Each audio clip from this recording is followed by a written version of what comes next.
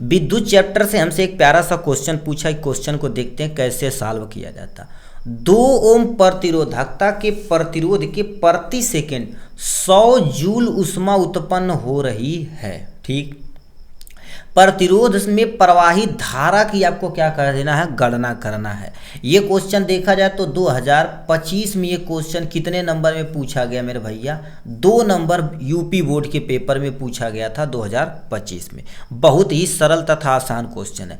2 ओम प्रतिरोध यानी आर बराबर आपके सामने कितना दिया हुआ बाबू, 2 ओम दिया हुआ है। चलो हमने मान लिया। प्रति सेकेंड यानी समय t बराबर आपके सामने कितना दे रखा, 1 सेकेंड दिया हुआ, कोई टेंशन नहीं। 100 जूल ऊष्मा उत्पन्न होती है यानी h बराबर आपके सामने कितना हो जाएगा, यहाँ से 100 जूल ऊष्मा उत्पन्न होती है। ठीक, अब कह दिया 100 जूल तो ऊष्मा उत्पन्न होती है, प्रवाहित धारा की हमको क्या कर देना, गणना करना है। धारा I बराबर हमसे ये क्वेश्चन पूछा गया है।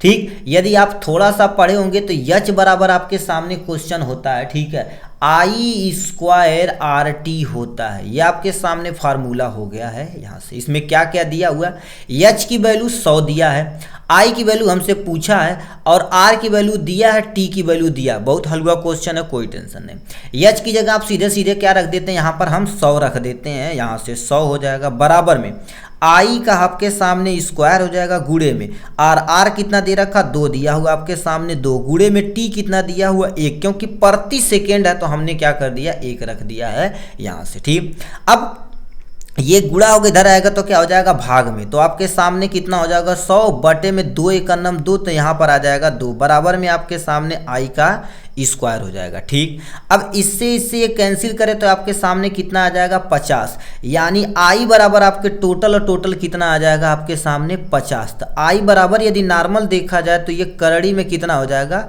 50।